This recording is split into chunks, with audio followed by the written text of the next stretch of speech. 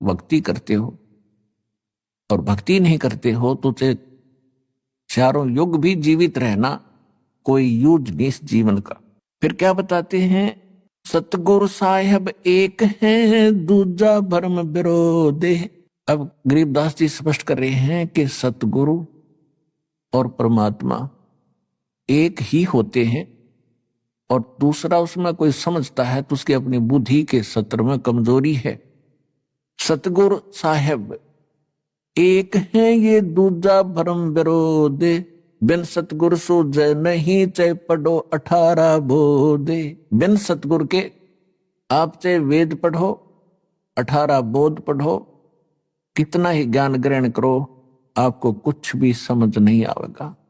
गुरु बिन काहु न पाया ज्ञाना, जो थोथा बुछड़े मूड किसाना। गुरु बिन वेद पढ़े जो प्राणी, समझन सार रहे अज्ञानी। और फिर क्या करें गरीबदास जी, सतगुरु और साहेब एक ही समझना। यानी ये ज्ञान जो आज आपको मिल रहा है ये भगवान बिना नहीं बताया जा सकता, और भगवान इस दास पर राजी है। ऐसा अनमोल ज्ञान ऋषि मैं ऋषि ब्रह्मा विष्णु महेश शर पटक कर मर गए, चले गए। इनको वेद समझ नहीं आई, इनको गीता समझ नहीं आई, इनको पुराणों का ज्ञान नहीं। गुरु मानुष कर जानते ते नर कहिए अंध, ओवे दुखी संसार में फिर आग काल के फंद। तो यहां भी गरीबदास जी कह रहे हैं सतगुरु साहेब एक है ये दूजा भरम विरोध, और बिन सतगुरु सूझे नहीं चाहे पढ़ो 18 बोध।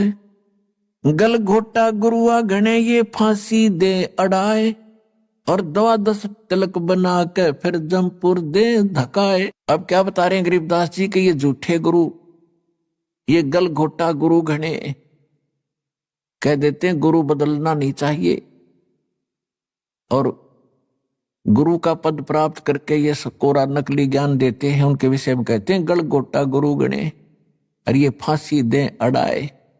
बांध देते हैं इनको कि ये मेरे शिष्य हैं, किसी और की सत्संग में नहीं सुनना है, और उनके पास ज्ञान नहीं है तो कहते हैं 12 तिलक बना के 12 तिलक माथे के बना लेंगे, बड़ा महापुरुष और विद्वान नजर आवेगा।